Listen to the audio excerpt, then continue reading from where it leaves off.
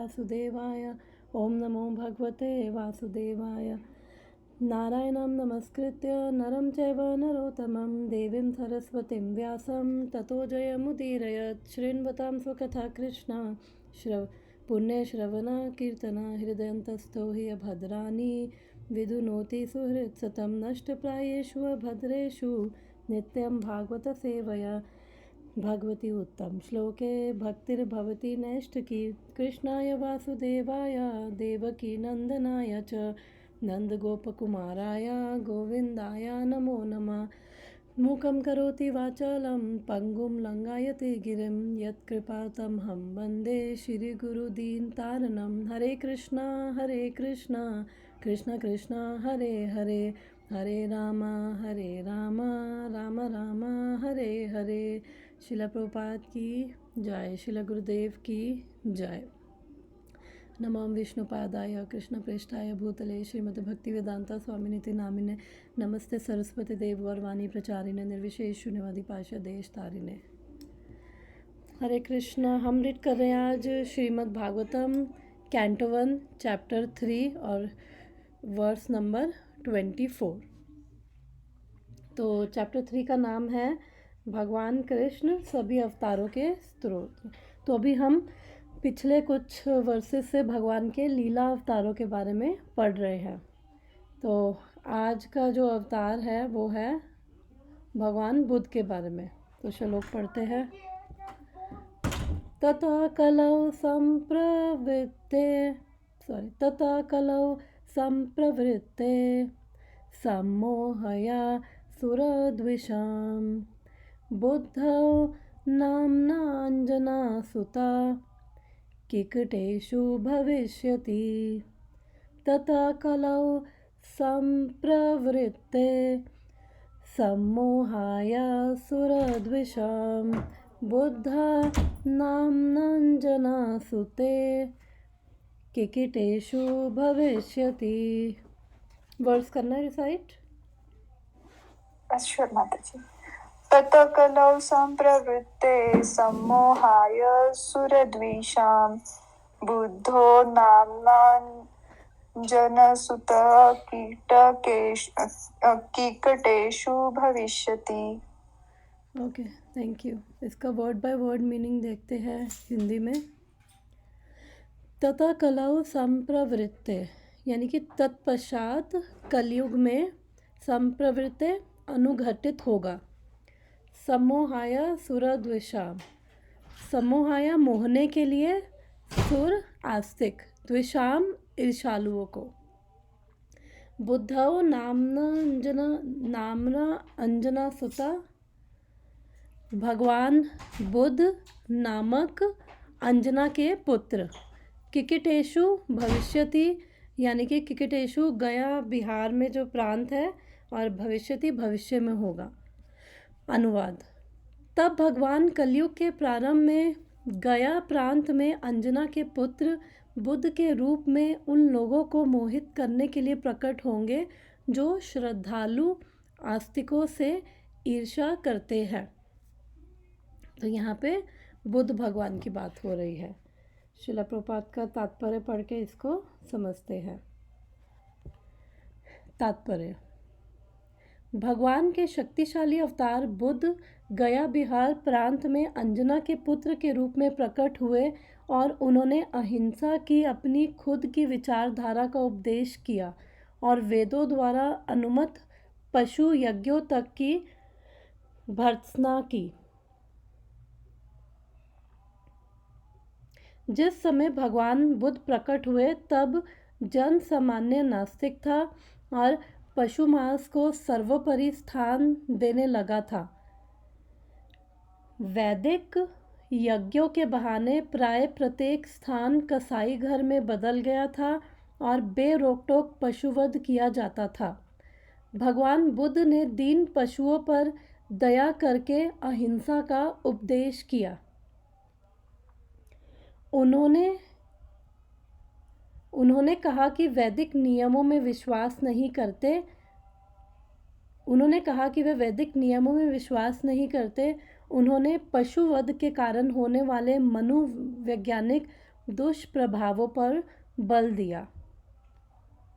तो अब यहाँ पे बात हो रही है भगवान बुद्ध के बारे में। और वे उनको जनरली लोगों का क्वेश्चन भी होता है कि जो बुद्ध हैं, भगवान बुद्ध है, वो भगवान कृष्ण के ही अवतार है, तो क्यों उनकी उपासना नहीं करते और क्यों उनकी टीचिंग्स को फॉलो नहीं करते। तो ये वर्स में शिला प्रभुपाद बहुत अच्छे से क्लैरिफाई कर रहे हैं कि भगवान बुद्ध के आने का क्या पर्पस था और उन्होंने क्यों वेदों को रिजेक्ट किया है। तो इधर इतने में शिला बहुत बड़ा है, तो हम इसको थोड़ा थोड़ा करके पार्ट्स में इसको पढ़ते हैं। तो ये भगवान जो बुद्ध हैं वो बिहार में बोल रहे हैं, वहाँ पे प्रकट हुए थे और उन्होंने उनकी क्या विचारधारा थी, अहिंसा की।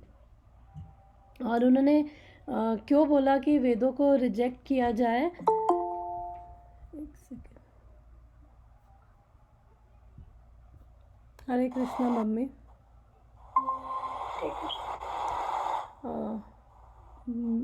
म्यूट कर लोगे आप पीछे से, वरना वॉइस आती है। अगर कुछ बोलना हो तो फिर अनम्यूट कर लेना।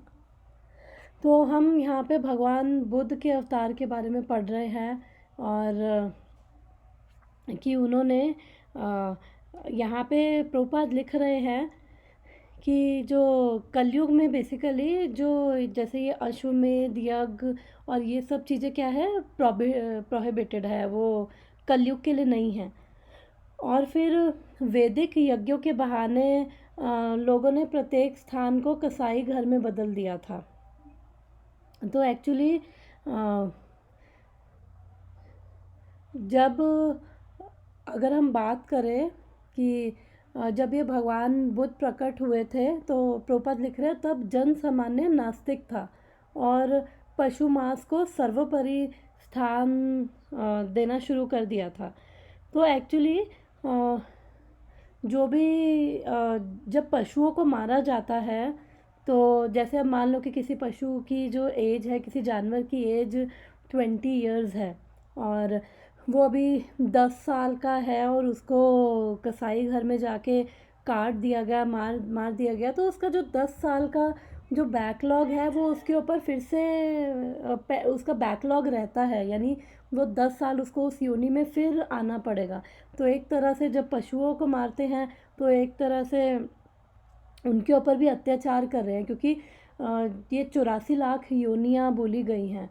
तो उसमें से जब ये जीवात्मा घूमती है तो निम्न योनियों में जाती है, तो धीरे धीरे निम्न योनियों से वो अपनी पूरी आयु पूरी करके फिर धीरे धीरे उच्च योनियों में, फिर तभी कहते हैं कि वो मनुष्य बनते हैं, क्योंकि मनुष्य जो है जीवन बहुत रेयर है, 84 लाख योनियों के बाद मिलता है वो मनुष्य जीवन। फिर यहाँ पे बोल रहे हैं कि भगवान बुद्ध ने दीन पशुओं पर दया करके अहिंसा का उपदेश दिया। उन्होंने कहा कि वैदिक नियमों पे विश्वास नहीं करते। तो फिर उसके बाद उन्होंने पशुवध के कारण होने वाले मनोवैज्ञानिक दुष्प्रभावों पर बल दिया। कलयुग के उन अल्पज्ञ व्यक्तियों ने जो ईश्वर में विश्वास नहीं करते थे, उनके सिद्धांत का पालन किया और वे कुछ काल तक नैतिक अनुशासन तथा अहिंसा की शिक्षा पाते रहे, जो ईश साक्षात्कार के पथ पर अग्रसर होने का के लिए प्राथमिक कदम है।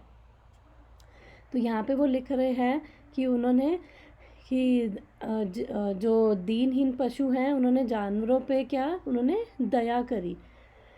तो दया करी और उसके बाद उन्होंने जो सामान्य जन है उनको मोहित किया। तो अगर हम देखें, अब हम उसको थोड़ा समझने की कोशिश करते हैं कि क्यों उन्होंने ऐसा किया, क्यों उन्होंने कहा कि वेदों को रिजेक्ट करो।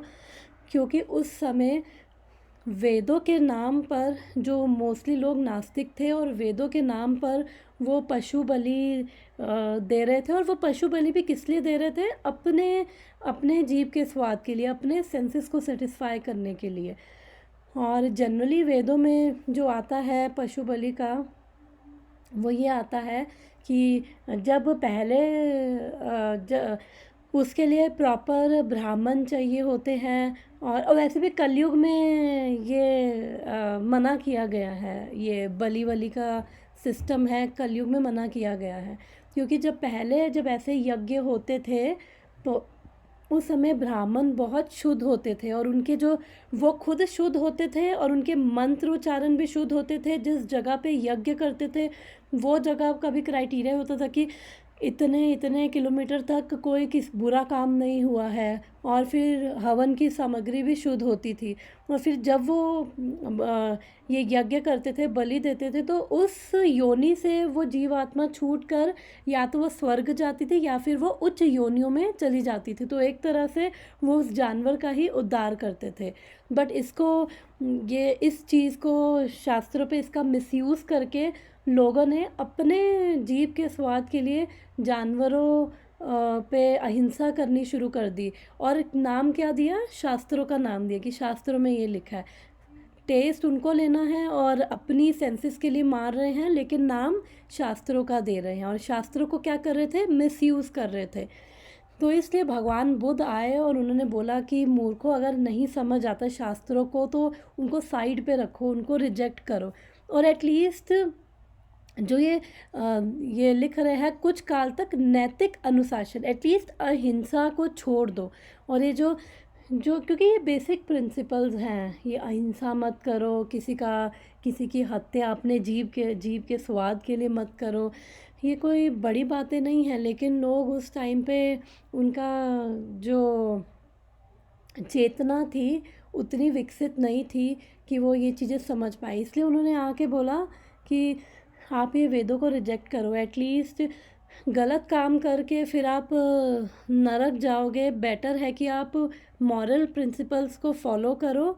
और एटलीस्ट मॉरल प्रिंसिपल्स को फॉलो करोगे, आप धर्म के 4 प्रिंसिपल्स को फॉलो कर रहे हो, तो उसमें से धर्म के 4 पैर बोले जाते हैं, तो उसमें से एक पैर सत्य, 4 पैर क्या है? सत्यता, दया, तपस्या, पवित्रता।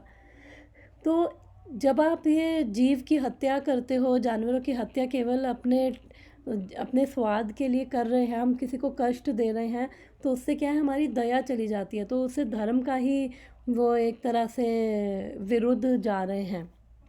और फिर जो नरकों की यात्रा अलग करनी पड़ती है।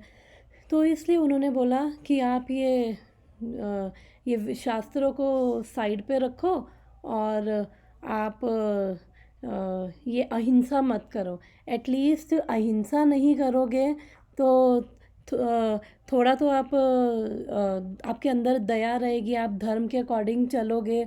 और फिर जो उस टाइम पे जो लोग थे, जो और बेसिकली प्रभुपाद लिख रहे हैं, कलयुग के उन अल्प ज्ञानी व्यक्तियों ने जो ईश्वर में विश्वास नहीं करते थे, वो सिद्धांत का पालन किया।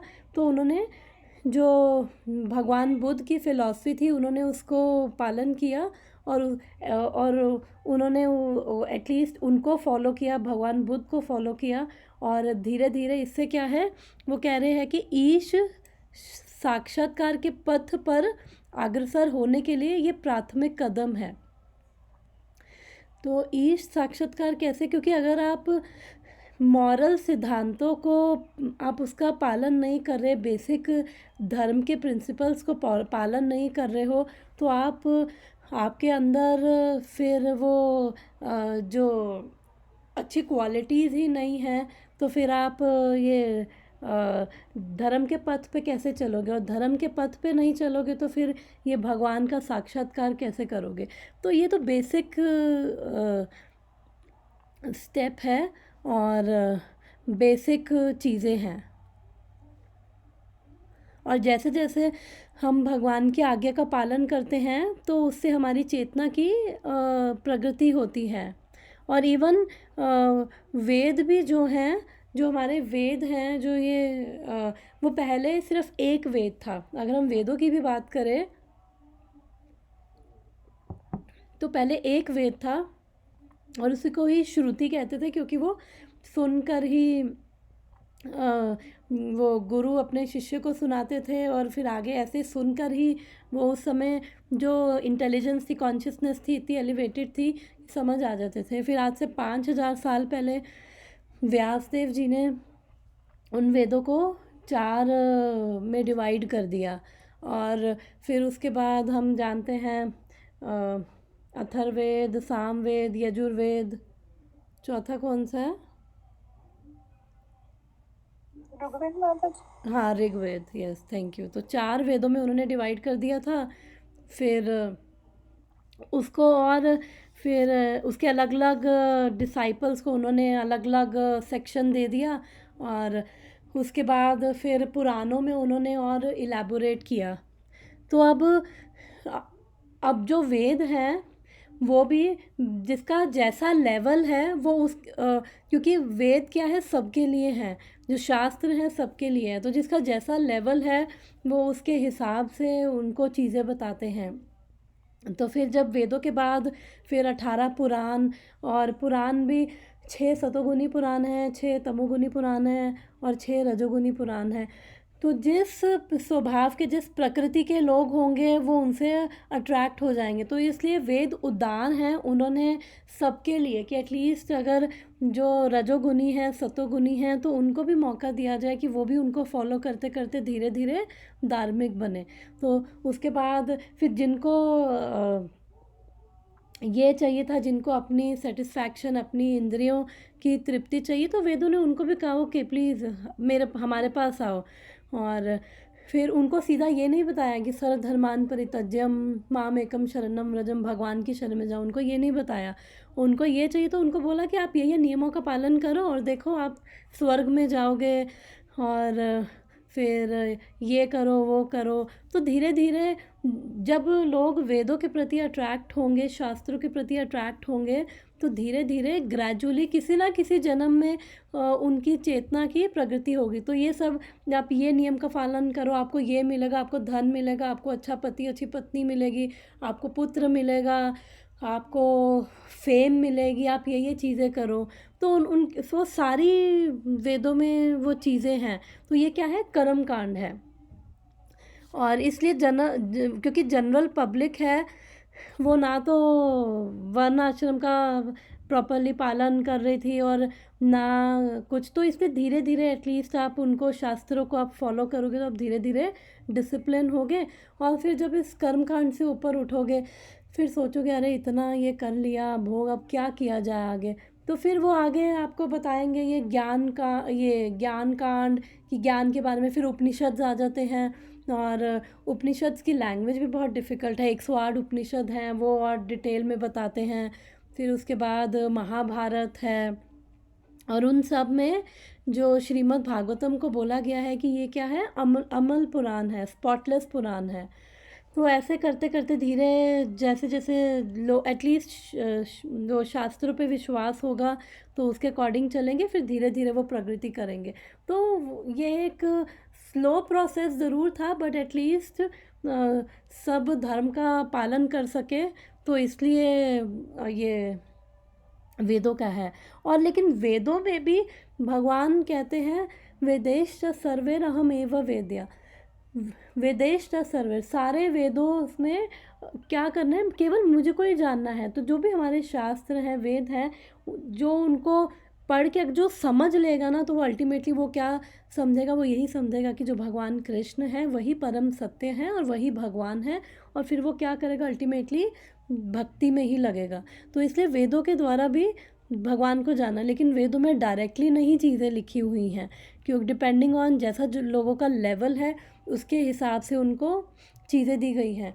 तो इस पे एक एग्ज़ाम्पल है कि जैसे अगर कोई एक मैथ्स की टीचर है, तो वो फर्स्ट के बच्चों को पढ़ा रही है, तो वो उनको पढ़ाती है 2 + 3 = 5, और 5 - 3 = 2।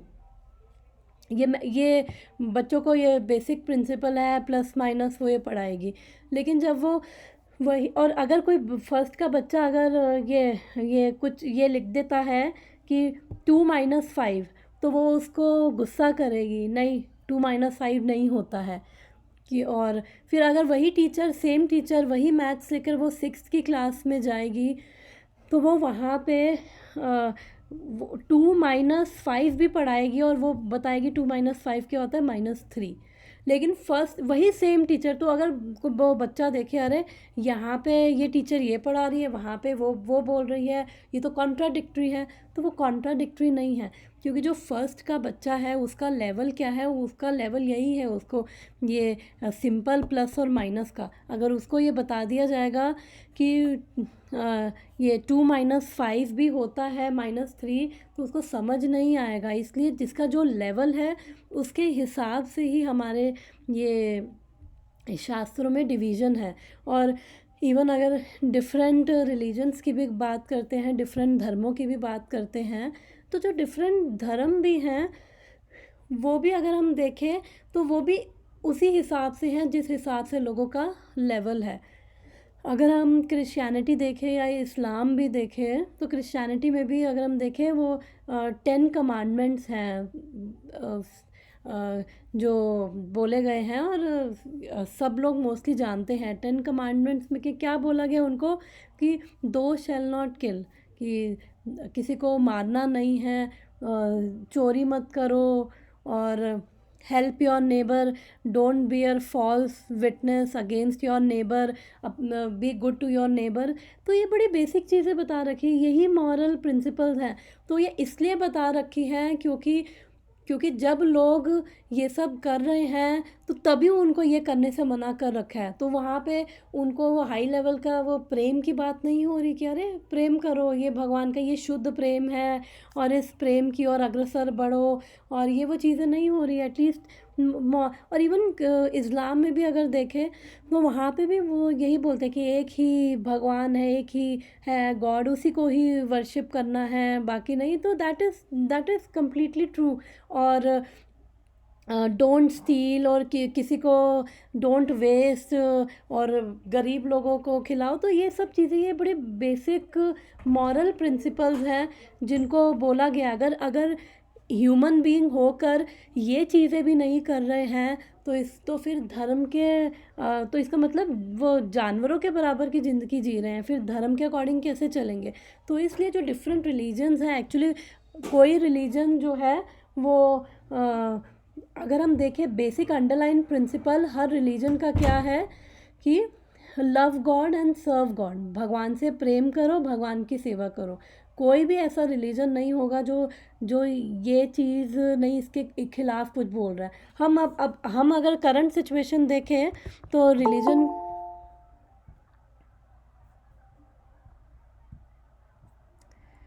हरे कृष्णा पूर्णिमा माता जी। हरे कृष्णा माता जी। मैंने जब आपका देखा ना तो मैंने फर्स्ट टाइम देखा था, आप मैसेज नहीं था स्टार्ट होने का, फिर मैं उसके बाद बोल गई।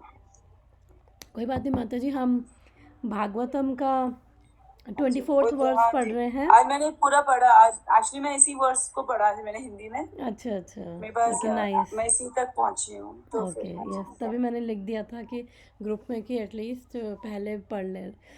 तो हम वही बात कर रहे हैं कि क्यों अलग अलग ये भगवान बुद्ध क्यों आए थे, उनका पर्पस क्या है, और अलग अलग रिलीजन भी है। तो वो इसलिए है कि लोग एटलीस्ट बेसिक मॉरल प्रिंसिपल्स को फॉलो करें।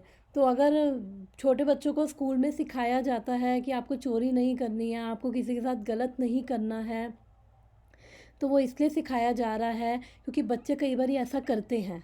बच्चे स्कूल में चोरी भी कर लेते हैं, कई बार गलत काम भी करते हैं, एक दूसरे को मारते पीटते भी हैं। तो इसलिए उनको उनके लेवल की शिक्षा दी जा रही है। तो अलग अलग जो रिलीजन है, भगवान एक ही है और वो एक सुपर पावर एक ही है।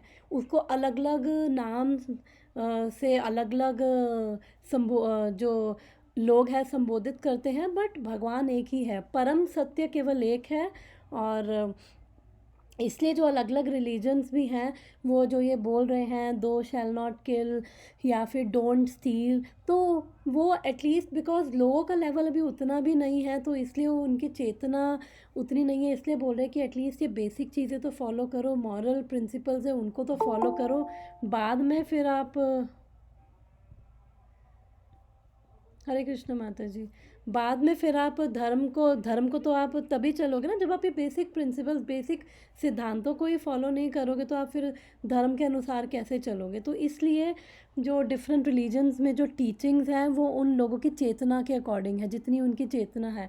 और फिर बाकी अगर हम देखें रिलीजन्स में तो उनका जो कंसेप्ट है, तो जैसे हमारे वेदों में भी वही है जो मैं भी बता रही थी कि हर एक के जैसे अगर तमोगुनी और सतोगुनी लोग भी हैं तो उनके अकॉर्डिंग वेदों में भी वैसे ही डिवीज़न है कि आपको अगर भोग करना है तो आप प्लीज़ कम आओ। और वो अट्रैक्ट करते हैं कि आप, अच्छा आपको ये चाहिए तो आप ये करो, एटलीस्ट आप ये नियम का फॉलो करो। रिस्ट्रिक्शंस हैं। और अगर हम देखें तो जब ये बोला गया है कि आप नहीं मारो किसी को, किसी का मर्डर नहीं करो, अब दो शैल नॉट किल, या फिर इवन इस्लाम में भी जो है अलग अलग, जो अगर वो ये मीट वगैरह खाते हैं तो उनको भी ये रिस्ट्रिक्शंस दे रखी हैं कि आप ये नहीं खाओगे, ये हराम है, आप ये खा सकते हो। क्योंकि पता है कि कुछ लोग हैं जो खाएंगे ही खाएंगे, जो चीज़ें करेंगे ही करेंगे। इसलिए हमारे वेदों में भी, इसलिए हर रिलीजन में ये थोड़ा थोड़ा वो दे रखा है कि खाना है तो आप ऐसे खाओ आप। और इवन अगर एक प्रभु जी एक लेक्चर में बता रहे थे कि जो जैसे बंगाल वगैरह में वो क्या करते हैं, काली की फ़ोटो लगा लेंगे कसाई घर में, और फिर वो कसाई खाने में, और फिर वो कहेंगे कि काली का प्रसाद है। तो शास्त्रों में वो कह रहे हैं, ये वर्णन आता है कि अगर आपको खाना है तो उसके नियम हैं। आप जानवर को खुद मारो। और क्यों? क्योंकि एटलीस्ट आप जब उसको खुद मारोगे, उसकी आंखों में देखकर, उसकी आंखों में देखोगे, जब आप वो उसका दुख देखोगे, उसकी पीड़ा देखोगे, तो एटलीस्ट आपके हृदय में भी दया आ जाएगी। आप एक बारी दो बारी जब उस कंटिन्यूसली वो दर्द पीड़ा आप देखोगे कि वो दर्द पीड़ा कितनी होती है, तो एक ना एक पल ऐसा ज़रूर आएगा जब आप सोचोगे नहीं मैं ये नहीं कर सकता। और बोला गया केवल अमावस्या पे खाना है, जो महीने में एक बार ही आती है। तो इसलिए हर दिन की वो नहीं, और अमावस्या पे भी टाइम है, शायद रात को 12 बजे ही आपको उसको काटना है, और उसका 2/3 जो है वो काली को अर्पण करना है। तो उससे क्या है, और एक मंत्र बोला जाता है कि मंत्र मुझे याद नहीं आ रहा, मुझे याद था वो मंत्र कि अभी अब मंत्र बोला जाता है कि अब इस जन्म में मैं तुम्हें खा रहा हूँ और अगले जन्म में आई गिव यू परमिशन तुम मुझे खाना। तो वो मंत्र बोलकर वो है। तो उसके बाद क्या होगा कि उसको, क्योंकि अब शास्त्रों के हिसाब से चल रहा है, तो उसको जो कर्म कर रहा है उसका बुरा फल तो मिलेगा, लेकिन नरकों की थोड़ी बहुत यात्रा से, वो यातनाओं से बचेगा। ज़्यादा ज़्यादा कुछ नहीं, थोड़ा सा उसको ढील मिल जाएगी, जहाँ पे उसको इतने नरकों की यात्रा करने के बाद फिर से वो योनि लेकर फिर वो खुद कटेगा, वो सब तो होगा, लेकिन नरकों की यात्रा थोड़ी बहुत उसकी बच जाएगी। तो इसलिए रिस्ट्रिक्शन, जहाँ जहाँ पे रिस्ट्रिक्शन होती, चाहे वो इस्लाम हो चाहे वो क्रिश्चियनिटी हो, हर रिलीजन में रिस्ट्रिक्शन है। क्योंकि पता है कि कुछ लोग जो हैं, अब जैसे अलग अलग योनियां हैं, हमारी 84 लाख योनि है, उसमें 4 लाख किस्म के मनुष्य बोले गए हैं। तो जो मैं अभी एग्जांपल दे रही थी मैथ्स का, तो मैथ्स की वही सेम टीचर है, वही सेम प्रिंसिपल है। फर्स्ट क्लास को वो कुछ और बता रही है, लेकिन 6th क्लास को वही सेम मैथ्स का प्रिंसिपल कुछ और बता रही है।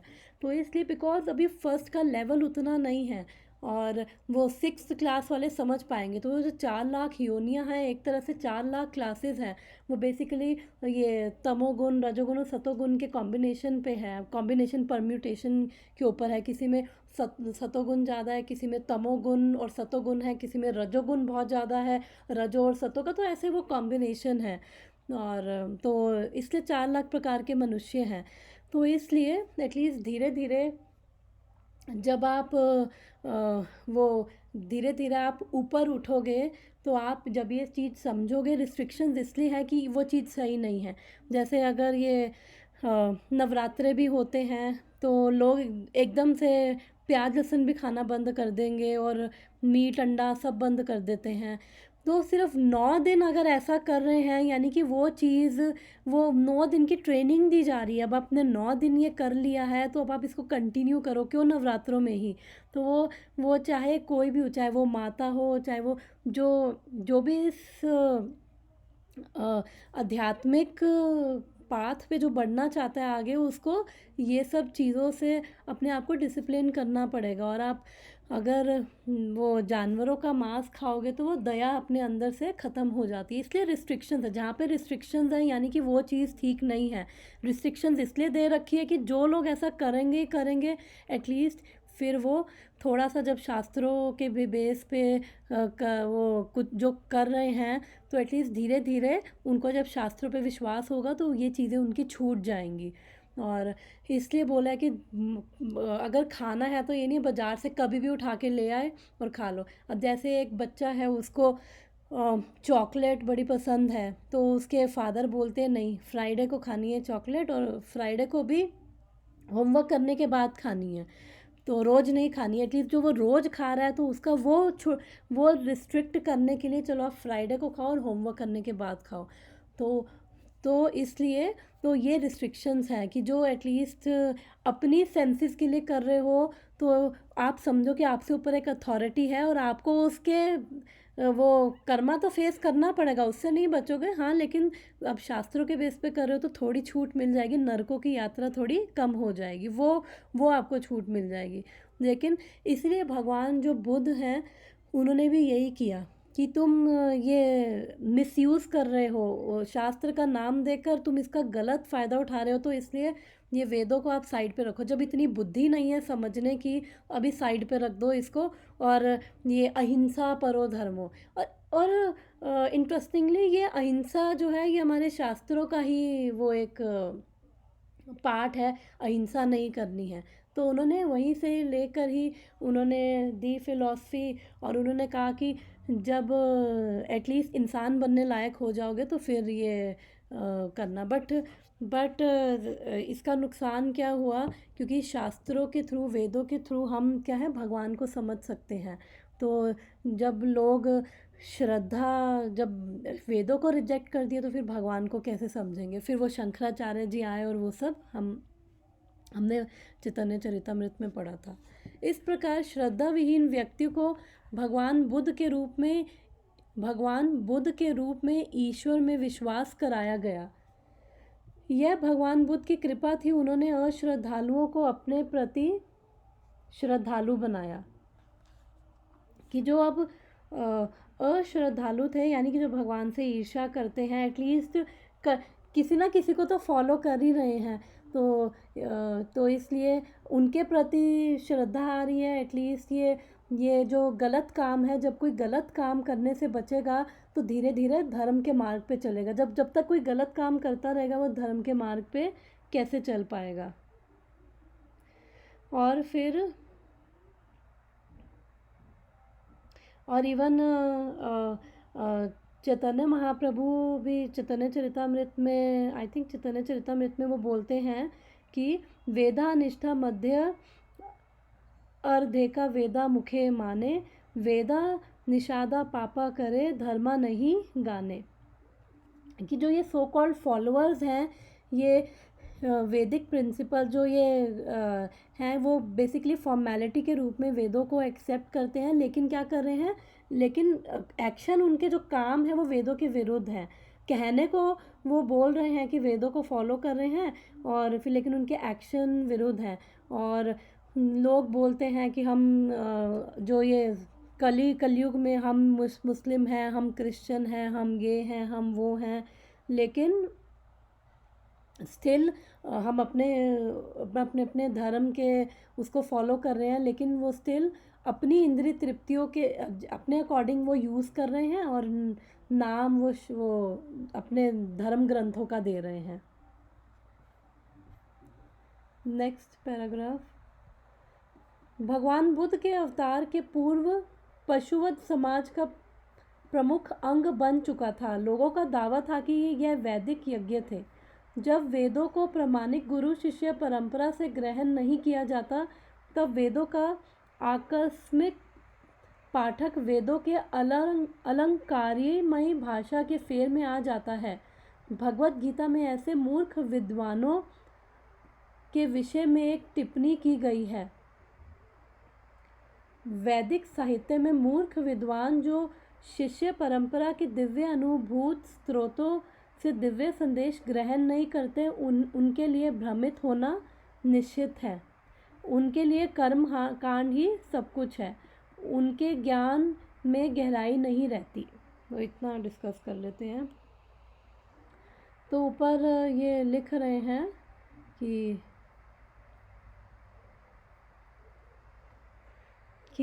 जो ये वेदों की जब ये वेदों को प्रॉपर गुरु शिष्य परंपरा से ग्रहण नहीं किया जाएगा, तब आकस्मिक पाठक वेदों के अलंकारित भाषा के फेर में आ जाएगा। आकस्मिक यानी सडनली। तो क्योंकि हमने राइट सोर्सेज से स्वीकार नहीं किया। जैसे हम मटेरियली कोई नॉलेज लेते हैं तो हम टीचर्स के थ्रू जाते हैं, तो स्पिरिचुअलिटी को हम इतना चीप क्यों समझते हैं, इस आध्यात्मिक ज्ञान को हम इतना चीप क्यों समझते हैं। इसलिए इस आध्यात्मिक ज्ञान को भी हमें राइट सोर्सेज से गुरु शिष्य परंपरा में सुनना है। और गुरु शिष्य परंपरा भी ऐसे नहीं कि कोई भी गुरु घंटाल बना ली और फिर सुनना शुरू कर दिया। प्रॉपर जो ये 4 संप्रदाय हैं, हमने पहले भी बात करी है, जो उन 4 संप्रदायों में से जो आ रहे हैं, क्योंकि वो 4 संप्रदाय क्यों वैलिड हैं, क्योंकि वो सारे के सारे भगवान कृष्ण से आ रहे हैं। सारे के सारे भगवान वो कृष्ण को भगवान मान रहे हैं, उनसे आ रहे हैं संप्रदाय।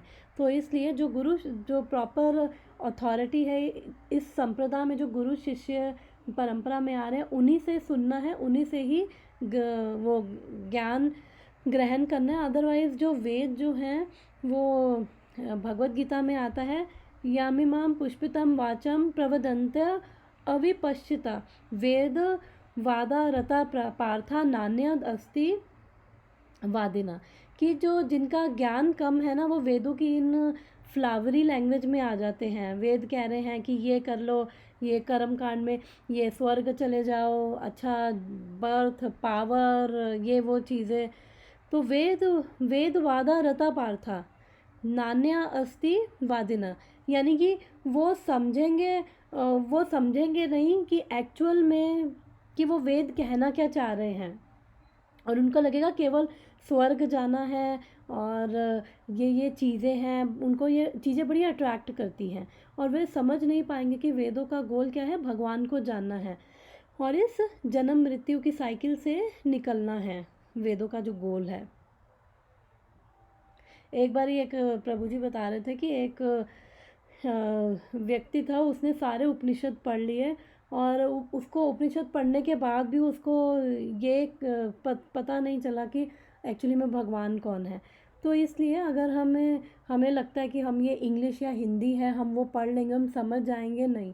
तो राइट वे क्या है, जब तक हमारे अंदर वो भक्ति नहीं होगी, क्योंकि ये वेद क्या है, ये अपने आप को, शास्त्र अपने आप को प्रकट करते हैं। जितना हमारा कॉन्शियसनेस का लेवल है उस हिसाब से अपने आप को प्रकट करते हैं, क्योंकि ये स्पिरिचुअल वर्ल्ड में क्या है, पर्सोनिफाइड है, ये सब एक पर्सन के रूप में है। तो ये ऑर्डिनरी नहीं है। ये श्रीमद् भागवतम, भगवत गीता हो गए, तो ये सब क्या है, पर्सन के रूप में है। तो ये अपने आप को प्रकट करते हैं भगवान की कृपा से। तो अगर हम ऐसे ही हिंदी इंग्लिश, क्योंकि अगर हम मटेरियल लाइफ भी देखें तो अगर किसी को डॉक्टर बनना है तो किताबें तो बहुत सारी हैं, ऑनलाइन भी हैं, वीडियोस भी हैं, लेकिन अगर कोई केवल किताबें ले आए और किताबें ले लेके पढ़ता रहे तो वो डॉक्टर नहीं बनेगा, डॉक्टर नहीं कहलाएगा। इसलिए क्योंकि वो राइट सोर्सेज से, राइट इंस्टीट्यूट में नहीं गया, राइट टीचर से उसने ज्ञान नहीं लिया।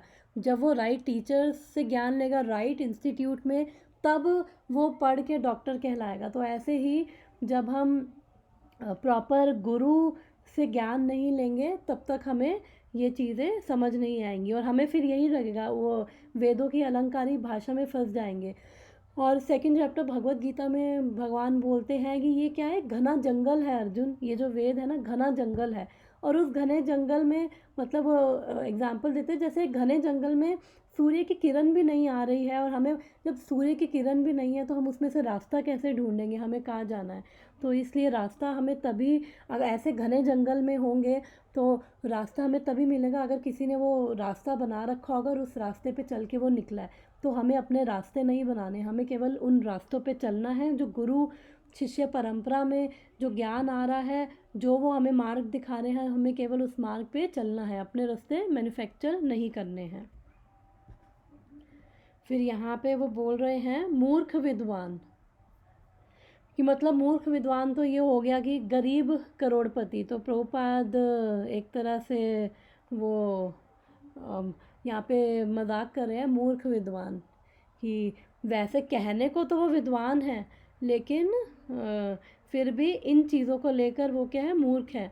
और एक बार एक लेक्चर में सुन रही थी कि एक व्यक्ति ने, जो जीव गोस्वामी जी हैं उनके संदर्भास पे उसने पीएचडी किया था, और पीएचडी करने के बाद भी उसको समझ नहीं आया। वो कह रहे हैं ये जीव गोस्वामी ने लिखा कि भगवान एक पर्सन है, ये मेरे को चीज़ पसंद नहीं आई।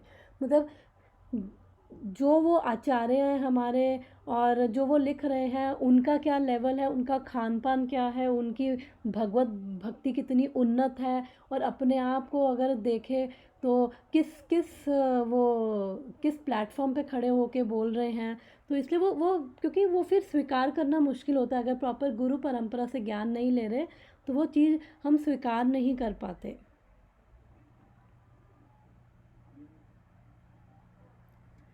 क्योंकि संस्कृत में भी कई संस्कृत के पंडित होंगे, संस्कृत में भी किस कॉन्टेक्स्ट में क्या लिखा गया है, एक वर्ड के डिफरेंट मीनिंग्स हो सकते हैं। तो जो हमारे आचार्य हैं उनको जो ये ज्ञान होता है उनको ये प्रकाशित होता है। तो क्या वो किस कॉन्टेक्स्ट में क्या वर्ड यूज़ करना है, क्या मीनिंग यूज़ करना है, उनको अच्छे से पता है। इसलिए जब हम उनकी व्याख्या पढ़ते हैं और वो पढ़ के समझते हैं तभी हम राइट वे में चीज़ों को समझ पाते हैं। Otherwise life time after life time waste कर देंगे और हमें समझ नहीं आएगा कि इसका पर्पस क्या है। और जितनी शुद्ध भक्ति होती है हमारे हृदय में तो भगवान अपनी लीलाओं को प्रकाशित करते हैं। तो एक बारी यमराज जी से यमदूतों ने पूछा कि आप कहते हो कि हरि नाम करने से ही सारे पाप कट जाते हैं, तो फिर इतने सारे शास्त्रों में प्रायश्चित क्यों बता रखे हैं? तो उन्होंने बोला कि जितने भी ये सो कॉल्ड विद्वान हैं उनकी जो मति है इतनी जड़ हो चुकी है कि वो भगवत धर्म को समझ नहीं सकते हैं। और कौन समझ सकता है? 12 महाजन हैं, 12 महाजनों का वर्णन आता है, जो केवल 12 महाजन हैं जिसमें भीष्म पितामह भी हैं, और उनके अंदर 4 कुमार, और उनको जो रियल रिलीजियस प्रिंसिपल्स के बारे में पता है और वो भगवान के बारे में वो ज्ञान रखते हैं। तो वो कहेंगे अब केवल कोई कहेगा केवल इन्हीं को पता है तो हमें कैसे पता चलेगा? अगर हम भी इनको फॉलो कर रहे हैं तो हम भी, यानी कि हमें भी धर्म के बारे में पता चलेगा। तो जो इनकी टीचिंग्स को फॉलो कर रहे हैं उनको भी धर्म के बारे में पता चलेगा, वरना हम भ्रमित ही रहेंगे। और फिर बिकॉज हमारा नेचर है कि हमें अपने लेवल पे हमें इंजॉय करना है, हमारी मेंटालिटी ऐसी होती है, तो इसलिए फिर हम इन्हीं चीज़ों से, वेदों को भी पढ़ेंगे तो इन्हीं चीज़ों से ही आकर्षित रहेंगे और इसके बियॉन्ड हम जा नहीं पाएंगे। तो इसलिए प्रभुपाद लिख रहे हैं उनके लिए कर्म कांड ही सब कुछ है, तो वो यहीं पे स्टक हो जाएंगे, यहीं पे फंस जाएंगे और इसी में ही कितने जन्म लगा देंगे। कई हम देखते हैं बड़े पंडित होते हैं, उनको बड़ा ज्ञान होता है, सारे श्लोक रटे होते हैं, वेद में ये है, ऋग्वेद में वो है, और फिर इन्हीं चीज़ों में रहते हैं लेकिन आगे वो बढ़ नहीं पाते, वो समझ नहीं पाते कि एक्चुअली में पर्पस क्या है। और फिर भगवान भगवत गीता में 15th चैप्टर में बोलते हैं यस्तम वेदा स वेदविद, कि वेद स्वयं को मतलब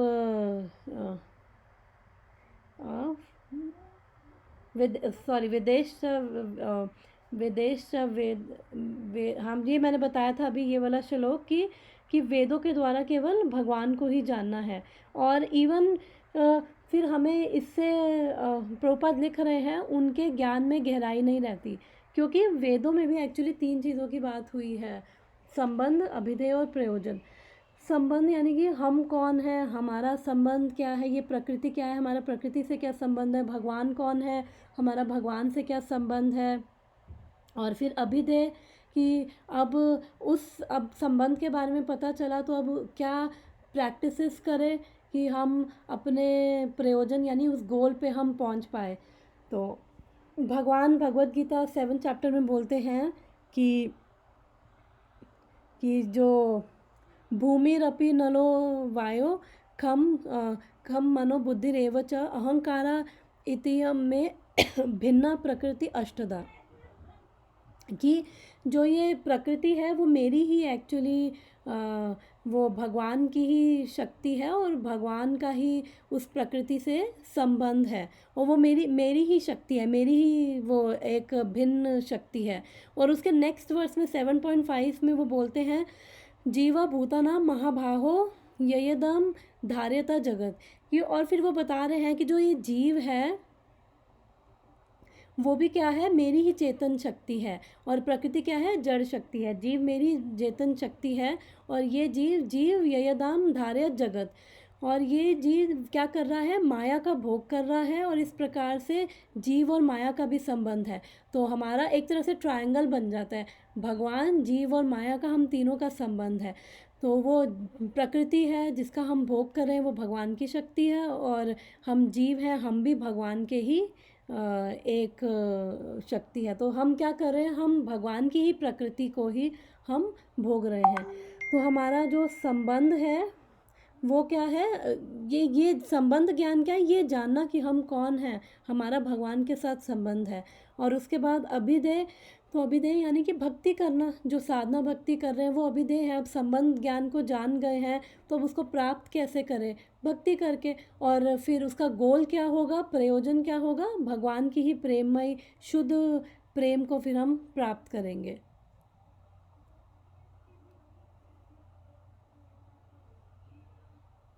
और फिर 15th चैप्टर के लास्ट दो श्लोकों में भगवान बोलते हैं कि इति गुह्यम तमम शास्त्रम इदम उक्तम मया नगा, कि जो एक्चुअली में 15 चैप्टर के लास्ट 2 वर्सेस में ये बोला है, भगवान बोल रहे हैं कि जो ये समझ गया है ना कि मैं कृष्ण का दास हूँ, मेरा संबंध है भगवान से, और वो समझने के बाद जो जब वो भक्ति करता है तो उसे भगवान को संतुष्ट करने की कोशिश कर रहा है, तो उसके जो प्रयास हैं वो कभी विफल नहीं होते हैं। और फिर उसमें भगवान बोलते हैं, और यही कॉन्फिडेंशियल जो पार्ट है वैदिक स्क्रिप्चर्स का, यही कॉन्फिडेंशियल पार्ट है, और जो इसको समझ जाएगा फिर वो अपने जो भी प्रयास होंगे उसमें हमेशा वो सफलता ही पाएगा। तो इसलिए अल्टीमेटली वेदों को समझने का पर्पस भी क्या है, भगवान से ही कनेक्ट होना। लेकिन वेद क्या है, सीधे नहीं बोलेंगे, घुमा फिरा के, क्यों मैंने बताया, क्योंकि अलग अलग चेतना के लोग हैं, अलग अलग लेवल के लोग हैं। तो इसलिए जिसका जो लेवल है वो इतने उदार हैं, वो चाहते हैं कि सब कनेक्ट हो। तो इसलिए इवन पुराणों में भी ग्लोरीफाई किया गया अलग अलग देवों को, देवताओं को, शक्ति को किया गया है, शिव जी को किया गया, इवन विष्णु को भी ग्लोरीफाई किया गया है।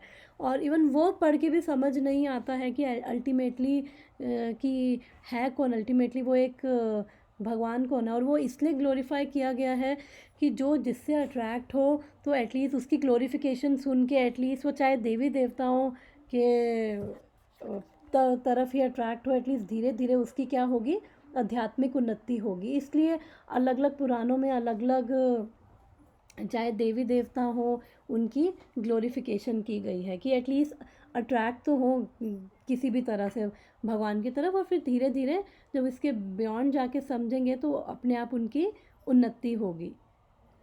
और फिर 3rd चैप्टर भगवत गीता में भी भगवान बोलते हैं कि ये 10th वर्स में कि ये क्रिएशन की बिगनिंग में भगवान ने ही ये मनुष्य को और देवताओं को भेजा, साथ में ये सारे यज्ञ वगैरह को भेजा, ताकि जो मनुष्य हैं वो देवी देवताओं के लिए यज्ञ करें और फिर साथ में फ्री हो जाए। जो भी हैं वो देवताओं को खुश करेंगे, देवता उनको सारी चीज़ें देंगे, तो इसलिए फ्री हो जाएंगे। फिर 13th वर्स में बोलते हैं यज्ञ शिष्टा सिना संतो मुच्यन्ते सर्वा किल्बिषि। लेकिन जो मेरे भक्त हैं वो सारे पापों से मुक्त हो जाते हैं, क्योंकि वो क्या कर रहे हैं, वो जो खा रहे हैं वो सबसे पहले भगवान को ऑफ़र हो रहा है, वो इसलिए प्रसाद खा रहे हैं, भगवान को ये भोग लगा के खा रहे हैं, तो इससे वो सारे जो पाप है उनसे मेरे भक्त ऑटोमेटिकली मुक्त हो जाते हैं। तो वैदिक साहित्य की सारी रूपरेखा ही है परमेश्वर, आत्मा, दृश्य जगत तथा इनके संबंधों को जानना। जो अभी मैंने बताया कि संबंध, अभिजय और प्रयोजन, और हमारा भगवान से क्या संबंध है, प्रकृति से क्या संबंध है, तो यहाँ पे प्रभुपाद वही बोल रहे हैं।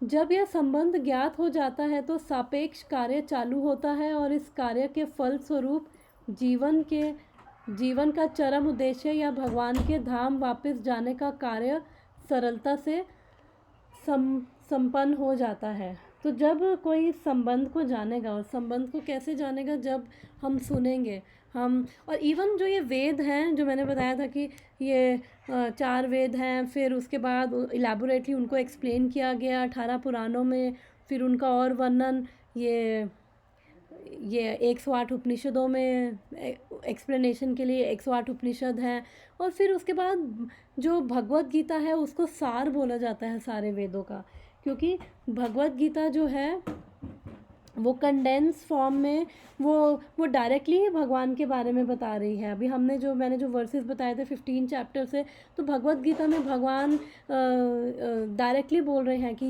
ये सब क्या है, मेरी ही प्रकृति है, और जीव क्या है, वो भी मेरी ही शक्ति है। तो वो भगवत गीता में भगवान वो डायरेक्ट ज्ञान दे रहे हैं, जो वो वेदों का एकदम एक तरह से कंडेंस्ड फॉर्म है, उसको इसलिए सार बोला जाता है। तो इसलिए अगर हम सारे ये वेद वगैरह नहीं पढ़ पाते और केवल भगवत गीता भी पढ़ रहे हैं, तो हम समझ जाएंगे कि भगवान कौन है और हम कौन हैं। हम उस संबंध ज्ञान के प्रति हमें उस संबंध ज्ञान का पता चलेगा, और हमें फिर वहाँ से पता चलेगा कि हमें क्या करना है, अभिधेय क्या है, भगवान की भक्ति करनी है, उनकी शरण में जाना है, और फिर प्रयोजन क्या होगा, उससे हमें शुद्ध प्रेम मिलेगा, भगवान के धाम ही हम फिर वापस जाएंगे, तो हमें उससे सारा वो मिल जाएगा, और हम फिर जीवन के चरम उद्देश्य या भगवान के धाम जाने का कार्य सरलता से हम संपन्न कर लेंगे। दुर्भाग्यवश वेदों के अनधिकारी विद्वान संस्कारों के प्रति अत्यधिक लुब्ध रहते हैं, जिससे सहज प्रगति बाधित होती है। कि जो इवन दो इतने पंडित भी बन रहे हैं, अगर वो सारा अध्ययन करके ये नहीं समझ पा रहे कि अल्टीमेटली परम सत्य कौन है, एक ही परम सत्य है, एक ही एब्सोल्यूट ट्रुथ है, वो केवल भगवान श्री कृष्ण है, अगर वो यही नहीं समझ पा रहे, तो इसका मतलब फिर वो रावण की तरह ज्ञानी हो गए। कहने को तो रावण भी बहुत बड़ा ज्ञानी था, उसको सारा ज्ञान था, लेकिन उस ज्ञान का फ़ायदा क्या हुआ, क्योंकि उस ज्ञान के बाद भी वो क्या कर रहा था, वो अपने ही सेंसेस को सेटिस्फाई करने में लगा हुआ था, वो भगवान से ईर्ष्या करता था। तो अगर वो इतना ही नहीं समझ पाया, तो फिर इसका मतलब उसने कुछ नहीं समझा।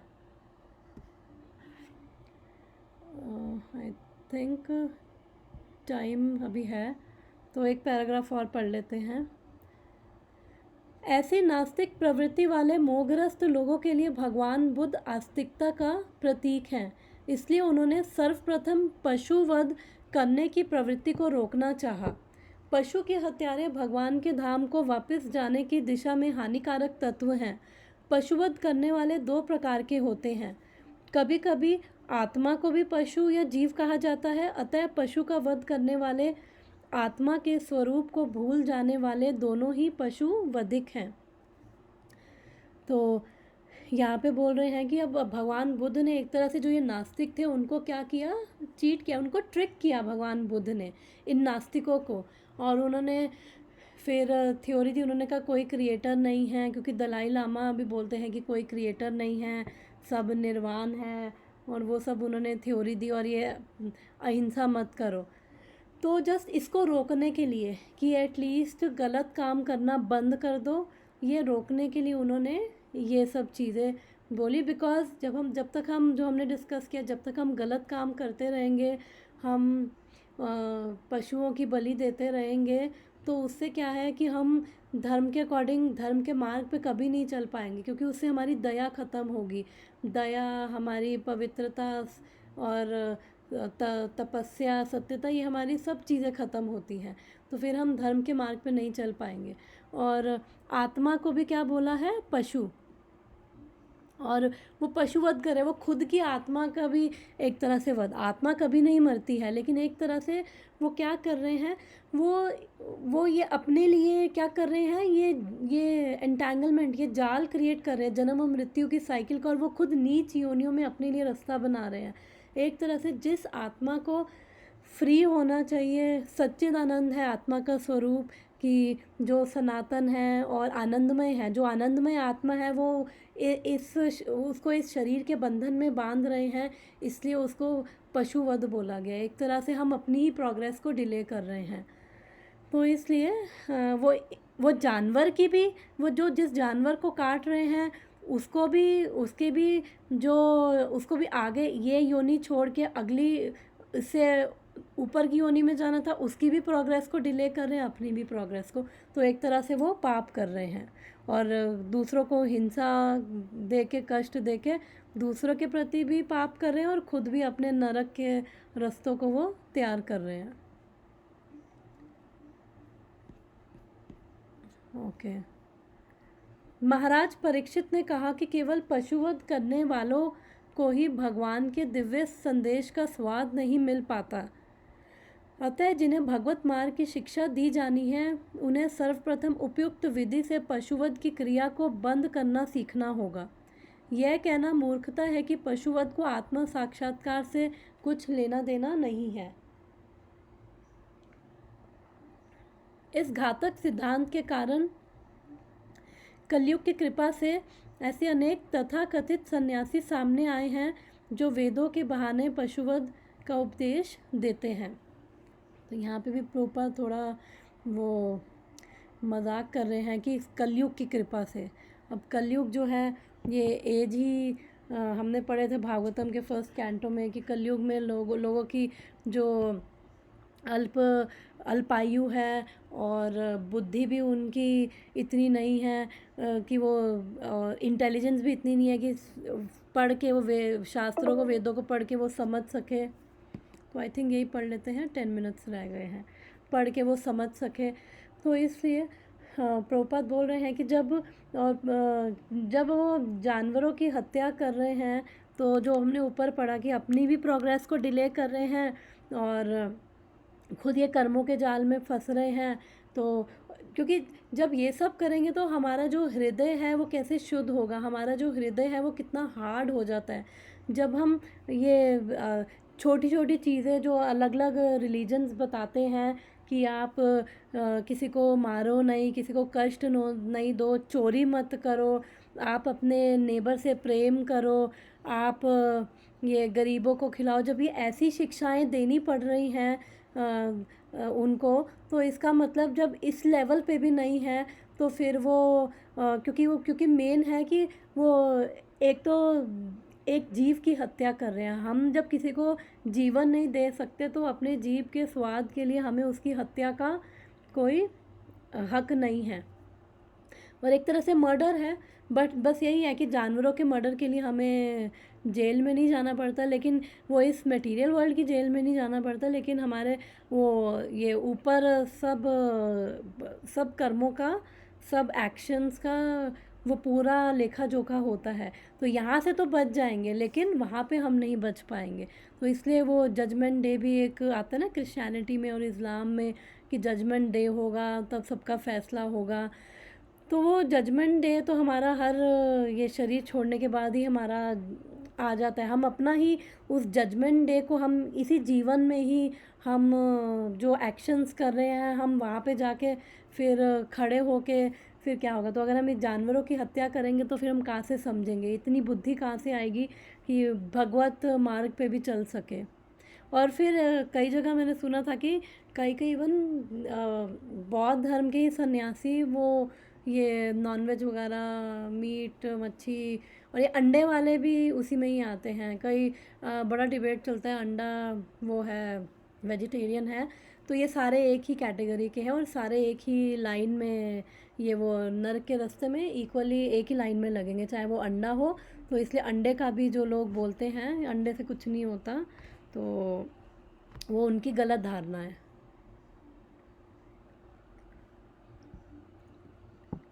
इस विषय की व्याख्या भगवान चैतन्य तथा मौलाना चांद काजी साहेब की वार्ता में पहले की जा चुकी है। 8 मिनट्स। वेदों में वर्णित पशु यज्ञ कसाई घरों में अनियंत्रित पशु हत्या से भिन्न है, क्योंकि असुर लोग या वैदिक साहित्य के तथाकथित पंडित वेदों में पशुवध का साक्ष्य प्रस्तुत करते हैं। फलस्वरूप भगवान बुद्ध ने बाह्य रूप से वेदों के प्रमाण को अस्वीकार किया। उनके द्वारा वेदों का यह तिरस्कार लोगों को पशु हत्या के पाप से बचाने तथा बेचारे दीन पशुओं को उनके बड़े भाई बहनों द्वारा वध किए जाने से बचाने के लिए किया गया, जो विश्व बंधु शांति न्याय तथा समानता का नारा बुलंद करते हैं। पशु हत्या होते रहने पर कोई न्याय नहीं हो सकता। भगवान बुद्ध इसे पूरी तरह रोकना चाहते थे। फलतः उनका अहिंसा संप्रदाय न केवल भारत में अपितु देश के बाहर भी प्रचारित होता गया। तो मेन उनका प्रिंसिपल यही था कि हमें ये पशु हत्या है वो नहीं करनी है। और यहाँ पे प्रभुपाद लिख रहे हैं कि बेचारे दीन पशुओं को उनके बड़े भाई के द्वारा वध किए जाना। बिकॉज जो आत्मा है, अगर हम आत्मा को देखें तो आत्मा चाहे वो एक पशु है चाहे वो एक इंसान है, आत्मा सबके अंदर एक है, बस शरीर का डिफरेंस है।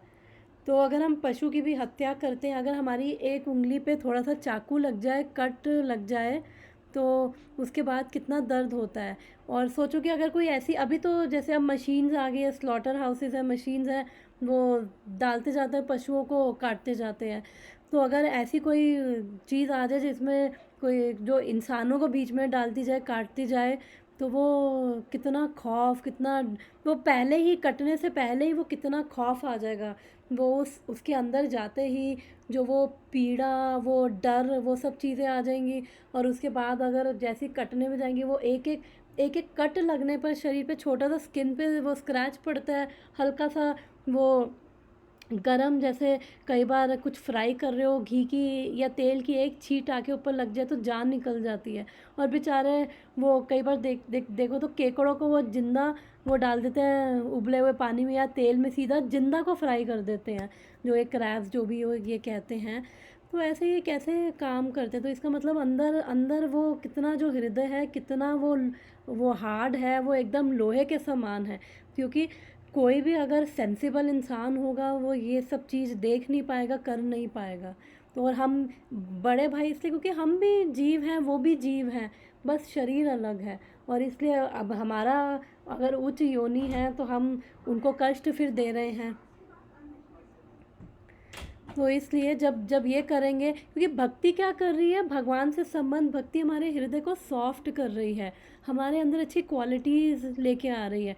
सबसे पहले कोई भी भक्त होता है ना, जो भक्ति की मार्ग पे चलता है, वो हमेशा अपने आप को रेगुलेट करता है, वो सात्विक हो जाता है। और जब वो सात्विक होता है, भगवान की भक्ति करता है, भगवान के साथ संबंध में आता है, तो उसके अंदर सारी अच्छी क्वालिटीज़ आ जाती हैं। और फिर वो दूसरों को कष्ट नहीं दे पाता है। तो अगर जो दूसरों को कष्ट दे रहा है, दूसरों को परेशान कर रहा है, तो फिर वो ये सब इस भगवत मार्ग पे तो कभी चल नहीं पाएगा, और अपने लिए ही वो अपनी ही दुर्गति कर रहा है अल्टीमेटली। तो इसलिए भगवान ये रोकना चाहते थे, भगवान बुद्ध। तो इसलिए उन्होंने ये बोला कि मूर्खों, अगर शास्त्रों को समझ नहीं पा रहे तो इसको साइड पे रखो और फिर ये रिजेक्ट करो, साइड पे रखो। और कुछ काल के लिए, ये सिर्फ टेम्परेरी था, ये परमानेंट स्थिति नहीं थी, ये सिर्फ टेम्परेरी था कि एटलीस्ट। आई थिंक आज लंबी होगी क्लास, तो मैं यहाँ पे स्टॉप करती हूँ। तो जस्ट इसी पर्पस से उन्होंने ये किया। तो किसी को कुछ ऐड करना है या कोई डिस्कशन?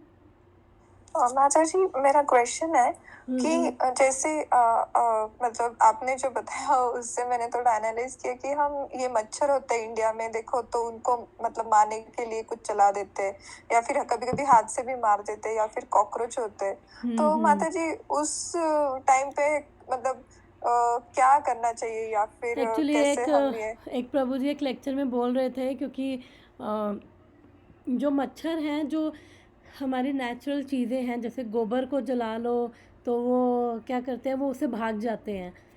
तो ऑब्वियसली ये भी आता तो उसमें ही है, पाप तो उसमें लगता ही है, बट अब क्या करें, घर में भी वो कह रहे कि अगर सफाई रखोगे और तो कॉकरोच वगैरह से बचोगे, इनको मारना नहीं पड़ेगा। या फिर कुछ हमारे जो जो ये नेचुरल जो हमारे आयुर्वेदिक नुस्खे हैं, तो कुछ वो बता रहे थे कि किसको जलाने से कॉकरोच वहाँ कुछ कुछ रखने से, हल्दी के अंदर कुछ मिला के रखने से वो कॉकरोच वगैरह भी भाग जाते। तो वो कुछ उस वे में बता रहे थे कि मच्छरों को तो जैसे अब क्रीम आती है ओडोमॉस, वो लगा लो। जैसे लोग रैकेट पे रैकेट वो चला के टक टक टक टक टक टक कर रहे हैं, अब ऑब्वियसली उनसे बचना भी है, तो इसलिए थोड़ी साफ़ सफाई भी रखेंगे। और वो बता रहे थे छिपकली भी भाग जाती है। वो कुछ नेचुरल चीज़ें बता रहे थे, मुझे एग्जैक्टली याद नहीं है, बट वो बता रहे थे कि ये भी करना तो एक्चुअली गलत ही है, बट हाँ लोग करते हैं पेस्ट कंट्रोल और वो सब।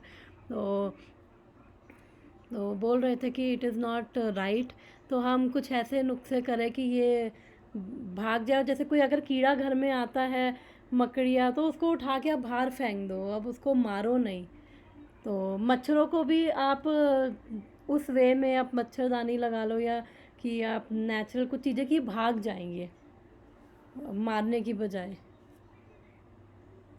ओके माता जी, जब से मतलब थोड़ा बहुत पता चला है तो मतलब ये जो स्पाइडर वो होते हैं तो मैं तो उनको उठाकर फेंकने की कोशिश करती हूँ ताकि वो हाँ, मरे नहीं। यस बट ये जनरल क्वेश्चन आ जाते हैं यार, कॉकरोच और ये सब यस मतलब यस, ये थोड़ी साफ़ सफाई रखें। और कुछ उस पर सर्च कर सकते हैं क्या क्या चीज़ों, किचन की क्या चीज़ों से कॉकरोच भाग जाएं, तो थोड़ा उस वे में करके कि ये ना आए, क्योंकि अदरवाइज़ कॉकरोच तो बहुत मुश्किल है भगाना। हाँ, एक बार ही आते हैं, इंडिया में मल्टीप्लाई माता जी बहुत ही इंडिया में मतलब वो होते हैं। यस गटर और वो सब कवर्ड नहीं रहते ना, तो घर में यस कितनी भी यस, सफाई हो वो ना आ ही आ ही जाते हैं रात जाते को हैं। किसी भी तरह। यस, तो यहाँ तो पे एटलीस्ट मच्छरों की तो प्रॉब्लम नहीं है यूएस हाँ में, एग्जैक्टली। तो वो सब चीज़ें नहीं हैं। और कॉकरोच भी कम ही हैं, इतने नहीं हैं, मतलब कई के जगह पे हैं बट इतने नहीं हैं, तो वो सब चीज़ों से बच जाते हैं उस पाप से।